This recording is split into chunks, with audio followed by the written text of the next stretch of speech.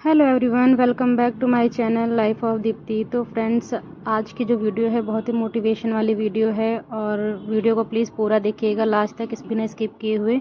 अगर आप वीडियो को पूरा लास्ट तक देखेंगे तो आपको ना बहुत अच्छा मोटिवेशन मिलेगा। और अगर आप कोई भी काम करते हैं उसमें असफल हो जाते हैं तो आपको एक मोटिवेशन आएगा कि हम उस काम को कर सकते हैं और बहुत अच्छे से कर सकते हैं। तो प्लीज़ वीडियो को लास्ट तक देखिएगा। और अगर कोई भी ऐसे हैं जिन जो वीडियो को थोड़ा सा चला के छोड़ देते हैं, जिनको कोई भी इंटरेस्ट नहीं है, तो प्लीज़ वो मेरी वीडियो को ना देखें, स्किप कर दें। बट जो लोग भी देखें वो वीडियो को लास्ट तक देखें।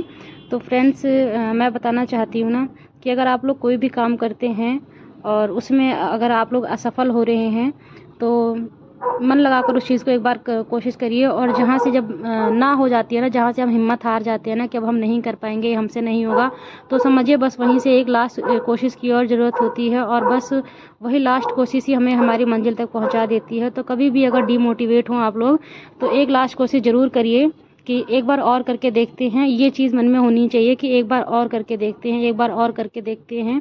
अगर वो एक उम्मीद आपके अंदर होगी ना तो एक न एक दिन आप ज़रूर कामयाब हो जाएंगे। और अगर आप यही सोच लेंगे कोई भी काम करने से पहले कि हमसे नहीं होगा, हम नहीं कर पाएंगे, तो फिर वो काम तो बिल्कुल ही नहीं हो पाएगा। क्योंकि हर चीज़ ना अपने माइंडसेट से ही के अकॉर्डिंग होती है। जो चीज़ अपने माइंड में सेट कर लेते हैं ना, वही चीज़ हमारे साथ हमारे जीवन में सक्रिय हो जाती है और वही चीज़ें हमारे साथ होने भी लगती हैं। तो इसलिए कभी भी नेगेटिव ना सोच के पॉजिटिव ही सोचिए और कोशिश करिए कि जो चीज़ हम सोचते हैं वो चीज़ें हमारी बहुत अच्छे से हो पाए, हम उसको बहुत अच्छे से कर पाएँ। तो फ्रेंड्स, मेरे साथ भी ऐसा ही है। मेरे पास देखा जाए तो मिडिल क्लास फैमिली से हूँ, ऐसी कोई भी कमी नहीं है मेरी लाइफ में कि जिसकी वजह से मुझे किसी भी चीज़ की ज़रूरत हो और वो मुझे ना मिलती हो। क्योंकि मेरे पेरेंट्स हर एक चीज़ करने की और देने की कोशिश करते हैं, बट मेरे अंदर एक इच्छा है कि मैं खुद से कमाऊँ। इससे पहले मैं जॉब करती थी और जॉब मैंने काफ़ी टाइम करी है, लेकिन अभी मैंने कोई जॉब अब नहीं करती, मैं घर पर ही रहती हूँ। क्योंकि फैमिली में सिचुएशन ही ऐसी है कि मुझे घर में ही रहना पड़ता है। अगर मैं जॉब करने जाऊँगी तो फिर घर को संभालने वाला कोई नहीं है। मम्मी मेरी पेशेंट हैं, हार्ट पेशेंट हैं, तो उनसे कुछ काम होता नहीं है, तो इसलिए मुझे घर पर ही रहना पड़ता है। छोटी सिस्टर है, वो जॉब करती है, घर से ही करती है, तो वो अपने जॉब में होती है, तो इसलिए उसको भी समय नहीं मिल पाता कि वो घर को अच्छे से हैंडल कर पाए। तो इस वजह से मुझे अपनी जॉब छोड़नी पड़ी और फिर मैं अब घर में ही रहती हूँ। घर में ही रह के अपने घर को मैनेज करती हूँ। बट मेरे अंदर एक जज्बा है कि मैं खुद से कमाऊँ, अपनी अर्निंग खुद करूँ और अपने खर्चे खुद चलाऊँ। मुझे खर्चे सब मिलते हैं, बट फिर भी मेरे अंदर ना एक मन में है कि मैं खुद से कमाऊँ। बहुत इच्छा है मेरी और मुझे खुद से कमाना बहुत पसंद है। तो मुझे और कुछ समझ में नहीं आता कि मैं क्या करूँ क्या ना करूँ, क्योंकि घर में रह के हम क्या ही कर सकते हैं। और हैं तो बहुत सारे ऑप्शन करने के लिए, लेकिन कुछ समझ में नहीं आता है क्योंकि हम बहुत ज़्यादा कंफ्यूज होते हैं कि घर में रह के हम क्या कर सकते हैं अपनी फैमिली के साथ। तो फ्रेंड्स, मुझे ना सिलाई आती है। मैं जब बहुत छोटी थी, करीब 8th या 9th में थी, तब मैंने सिलाई सीखी थी। बल्कि और छोटी ही थी, 6th-7th में ही थी जब मैंने फर्स्ट टाइम सिलाई सीखी थी। तब मैंने 15 दिन सीखी थी। उसमें मैंने ना निक्कर वगैरह बनाना ही सीखा था। मेरे अंदर सिलाई का शुरू से ही बचपन से ही रहा है। क्योंकि जब मम्मी मेरी सिलाई करती थी, मम्मी मेरी पहले थोड़ा बहुत सिलाई कर लेती थी, बट अब उनसे कुछ भी बिल्कुल नहीं हो पाता। तो फटे पुराने कपड़े भी सिलती थी, वैसे भी सिलती थी। तो जब वो मशीन चलाती थी ना, तो उनकी मशीन चलती हुई मशीन देख के मुझे बहुत ज़्यादा अच्छा लगता था। मुझे लगता था कि ऐसे मैं भी अपने कपड़े सिलूँ।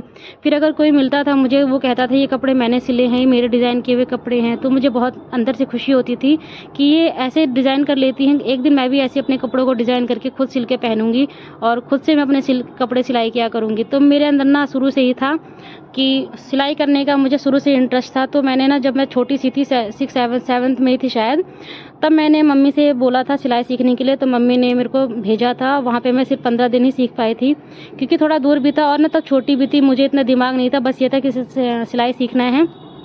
तो उस टाइम पर उन्होंने मुझे तुरपाई करना, आई हुक करना बताया था। और उसके बाद फिर उन्होंने मुझे बच्चों के छोटे छोटे जो निक्कर बनते हैं ना, वो बताए थे सिलने के लिए। फिर मैंने वही सिला था। तो मेरे साथ एक लड़की और जाती थी, फिर उसने जाना बंद कर दिया, तो उसका देखा फिर मैंने भी जाना बंद कर दिया। मैं भी नहीं गई। मम्मी ने काफ़ी बार कहा कि चले जाओ सीख लो, बट मैं नहीं गई। फिर उसके बाद फिर मैं जब 10th में थी, तो उसके बाद फिर मेरे को एकदम से वो जगह कि मुझे फिर सिलाई सीखनी है। तो फिर मैंने 2 महीना सीखा था, सूट वगैरह बनाना सीखा था। एक दीदी से सामने ही, घर के सामने ही रहती थी, तो उनसे ही फिर मैंने सूट वगैरह बनाना सीखा था। फिर थोड़ा थोड़ा करके ऐसे ही मैं सिलाई करती थी और फिर मुझे इंटरेस्ट आता गया और अभी मुझे ठीक ठाक सिलाई आती है। अभी मैं अच्छा खासा सिल लेती हूँ। वैसे मैं बताऊँ तो मैंने अभी फिर से थोड़ा बहुत सीखना स्टार्ट किया है, मतलब एडवांस लेवल की सिलाई सीखने स्टार्ट करी है। सीखने को हम यूट्यूब से भी सीख सकते हैं, बट यूट्यूब से सीखना और एक सेंटर में जाके सीखना दोनों में फ़र्क होता है, क्योंकि अगर वहाँ पे हमारे कुछ भी डाउट्स होते हैं तो हम फटाक से क्लियर कर लेते हैं। लेकिन अगर किसी के पास बजट नहीं है इतना कि वो सेंटर में जाके सीख पाए, तो यूट्यूब बहुत अच्छा प्लेटफॉर्म है अपनी चीज़ों को, अपने सपनों को पूरा करने के लिए। जो चीज़ भी हमें नहीं आती हम यूट्यूब पे सर्च करके सीख सकते हैं। तो फ्रेंड्स, ज़रूरी नहीं है कि अगर मुझे सिलाई पसंद है, मैं सिलाई करना चाहती हूँ, मैं सिलाई से अर्न करना चाहती हूँ, तो आप लोग भी सेम वही चीज़ें करें। अगर आप लोग सिलाई नहीं पसंद है तो आप लोग पार्लर का कोर्स कर सकते हैं, पार्लर सीख सकते हैं, नहीं है तो आप यूट्यूब से सीख सकते हैं।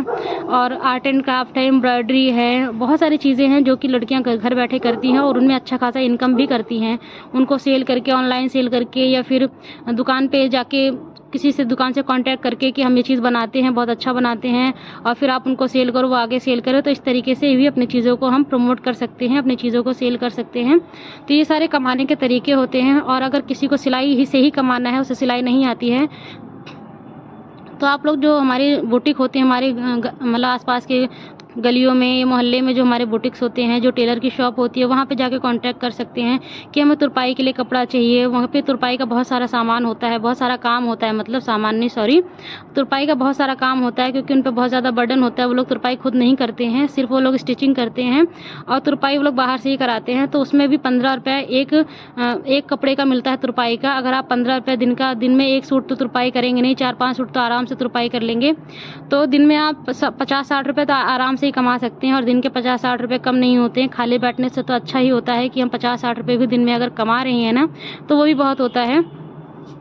तो इस तरीके से भी आप छोटा मोटा काम कर सकते हैं। अगर आपको सिलाई आती है और अगर आप सूट सिलने में परफेक्ट हैं या फिर सलवार सिलने में परफेक्ट हैं, तो वो भी आप टेलर से जाके कांटेक्ट कर सकते हैं कि हम ये चीज़ अच्छा से सिल लेते हैं, और अगर आप लोगों के पास ज़्यादा काम है तो प्लीज़ मुझे थोड़ा बहुत काम दीजिए, मैं भी अपना काम करना चाहती हूँ। तो इस तरीके से वो लोग भी आपकी हेल्प करेंगे। अगर वो लोग अच्छे होते हैं, समझते हैं, तो वो लोग भी हेल्प करते हैं, आप लोगों को काम देते हैं। और इस तरीके से ना, मेरे यहाँ पे मैं आपको बताऊँ, मेरे घर के पास ही एक लेडीज़ हैं, तो वो सलवार बहुत अच्छा सिलती हैं। तो मतलब पहले मुझे नहीं पता था, अभी जल्दी मुझे पता चला है। तो वो क्या करती हैं, बुटीक से ना कपड़े लेके आती हैं और सिर्फ सलवार लेके आती हैं, और सलवार सिलने का उनको 100 रुपये मिलता है।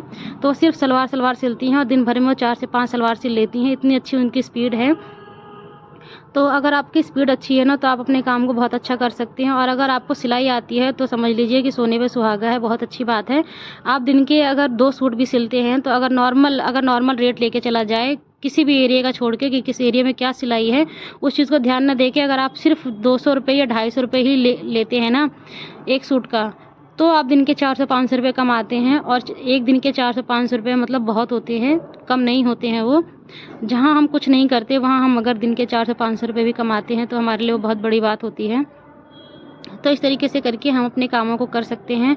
और मेरा सिलाई में इतना इंटरेस्ट है ना कि मुझे, अगर मैं कभी सोचती हूँ ना कि मुझे कुछ करना है, तो मुझे सिर्फ और सिर्फ सिलाई ध्यान आती है कि हाँ, मुझे इस फील्ड में आगे जाना है और इस फील्ड में ही मुझे कुछ करना है। मेरा सपना है कि मेरा अपना एक बुटीक हो।